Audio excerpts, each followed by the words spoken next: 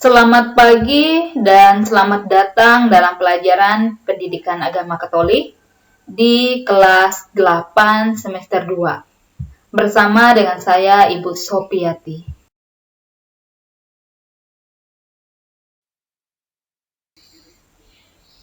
Dan materi pembelajaran kita pada hari ini adalah karya pastoral gereja. Di awal kegiatan belajar mengajar kita, mari kita bersatu dalam doa. Ibu mengajak kalian untuk menundukkan kepala, kita hening sejenak, kita bersatu dalam doa. Mari kita tandai diri kita dengan tanda kemenangan Kristus. Dalam nama Bapa dan Putra dan Roh Kudus. Amin. Allah Bapa Maha Pengasih, Roh Kudus telah mendampingi gerejamu dalam perjalanan di dunia ini, sehingga gerejamu mampu untuk tetap mewartakan kabar sukacitamu. Hingga saat ini melalui keberagaman karya pastoralnya. Bimbinglah hati, pikiran, dan akal budi kami dalam belajar hari ini ya Bapa, agar kami mampu memahami beragam karya pastoral gerejamu, sehingga memungkinkan kami untuk turut terlibat di dalamnya. Demi Kristus Tuhan dan Juru Selamat kami. Amin.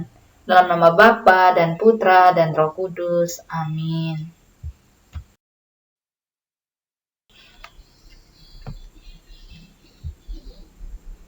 Tujuan pembelajaran kita pada hari ini yakni diharapkan peserta didik dapat memahami 5 bidang karya pastoral gereja dan mewujudkannya sehingga dapat ikut ambil bagian dengan terlibat dalam kehidupan menggereja. Kita akan bahas satu persatu dari 5 bidang karya pastoral itu. Yang pertama adalah pewartaan atau kerigma. Yang kedua adalah persekutuan atau koinonia. Yang ketiga adalah pengudusan atau liturgia. Yang keempat adalah pelayanan atau diakonia. Dan yang terakhir, yang 5 adalah kesaksian hidup atau materia.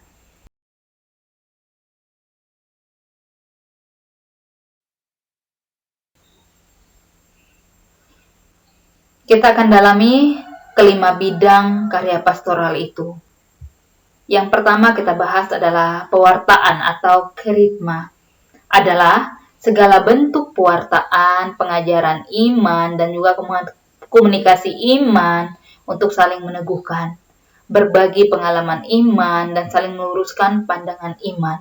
Contohnya pelajaran agama, pelajaran untuk calon baptis, katekese umat, khotbah, dan lain-lain.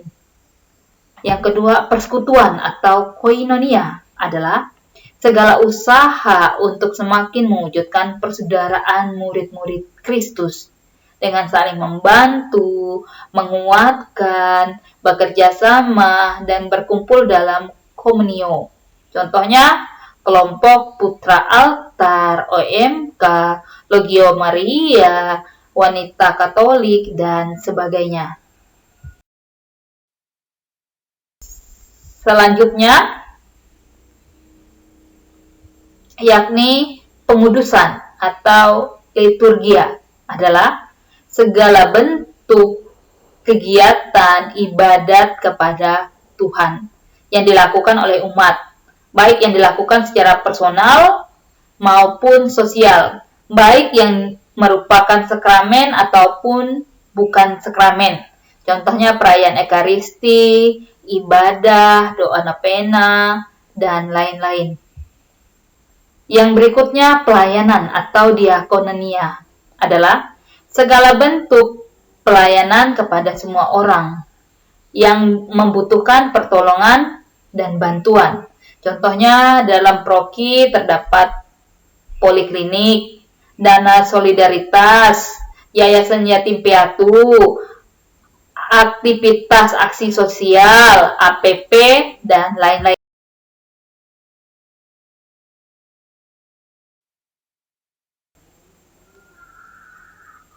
Dan yang terakhir adalah bidang kesaksian hidup atau martiria. Adalah segala bentuk kesaksian yang dapat diwujudkan dengan cara hidup yang benar, yaitu martir putih dan juga kematian martir merah. Itulah pastoral. Itulah 5 bidang karya pastoral, ya.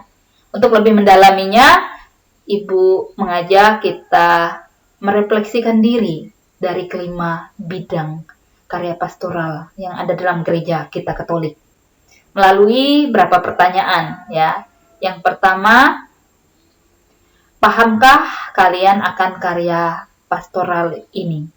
Pahamkah kalian akan karya pastoral ini? Ya. Yang kedua adalah, tahukah kalian aktivitas apa saja yang dapat kalian ikuti dalam karya pastoral gereja? Dan yang ketiga, yang terakhir untuk permenungan, bersediakah kalian untuk turut terlibat dalam karya pastoral? Bersediakah kalian untuk turut terlibat dalam karya pastoral?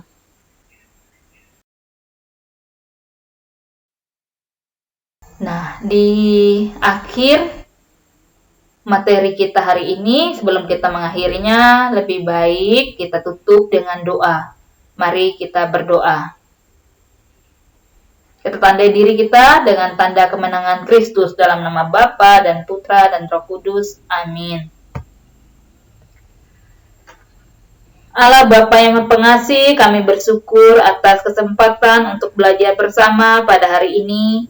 Bimbinglah kami agar dapat menerapkan apa yang telah kami pelajari dalam kehidupan sehari-hari, sehingga kami penuh kasih bagi sesama. Semoga karya pastoral yang kami lakukan membawa damai dan cinta kasih-Mu kepada semua orang yang kami jumpai. Berkatilah usaha dan niat baik kami untuk terus bertumbuh dalam iman dan pelayanan. Demi nama Yesus Kristus Tuhan kami berdoa dan mengucap syukur. Amin. Dalam nama Bapa dan Putra dan Roh Kudus. Amin.